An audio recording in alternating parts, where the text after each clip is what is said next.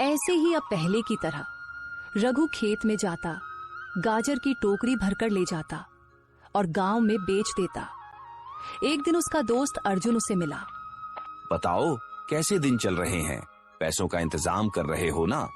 और एक बात बताओ, तुमने तो कहा था कि तुम्हारा खेत खराब हो चुका है, गाजर नहीं उगती, तो फिर अब ये गाजर कहां से लेकर आ रहे हो? दूसरा, मैंने सुना है कि तुम्हारी बेटी अब बिल्कुल ठीक हो चुकी है। यह भगवान का लगता है खुशकिस्मती का वरदान हुआ है। हाँ अर्जुन भाई, ऐसा ही समझ लो। मेरे खेत में एक जादुई गाजरों का पौधा लगा है, उसी से मैं गाजर लाता हूं। उसकी गाजर कभी खत्म ही नहीं होती। मैंने अपनी बेटी को वही गाजर खिलाई थी, तो मेरी बेटी भी ठीक हो गई। ये सब भगवान का ही करिश्मा है, मुझे खुद भी कुछ समझ नहीं आ रहा। क्या बोल रहे हो रघु? मैं कोई बेवकूफ लग रहा हूं तुम्हें? जरूर तुम्हारे खेत में गाजर उग गई होंगी।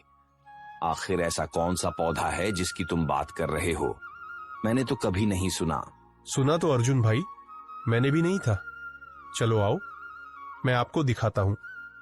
मैंने अभी तक किसी को नहीं बताया, बस आपको ही दिखाता हूं।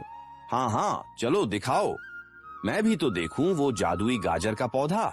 रघु अर्जुन को साथ लेकर अपने खेत पर चला गया, लेकिन जब वह वहां पहुंचा तो उसने देखा कि खेत खाली था। ये क्या हुआ?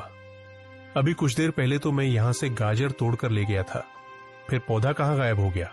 अरे रघु, क्यों मेरा समय खराब कर रहे हो? मुझे तो पहले ही यकीन नहीं था, मैं तुम्हारी बातों में आ गया। चलो ठीक है, मुझे काम पर भी जाना है, ऐसा मजाक नहीं करना चाहिए।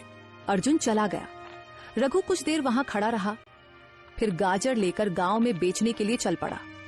रात को वापसी पर रघु फिर से खेत पर आया पौधा देखने के लिए, लेकिन पौधा गायब हो चुका था।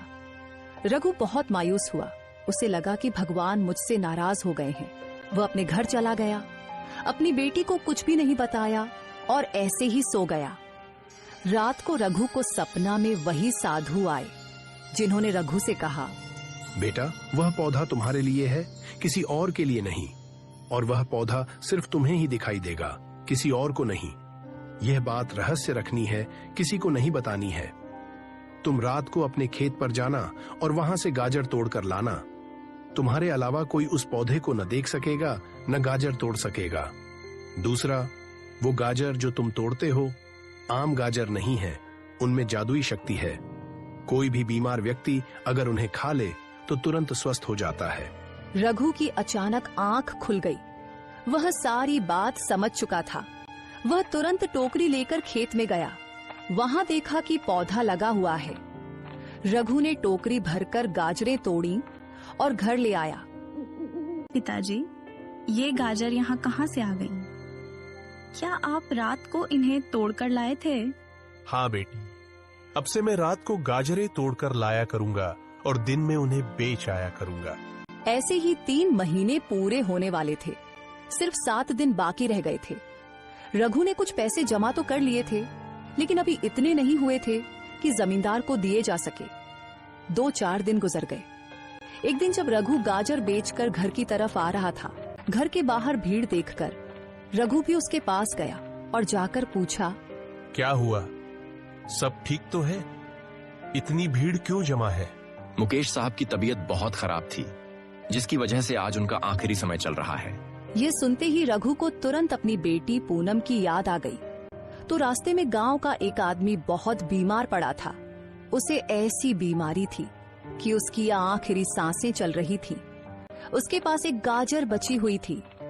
उसने तुरंत जाकर वह गाजर मुकेश को खिला दी। रघु, ये तुम क्या कर रहे हो?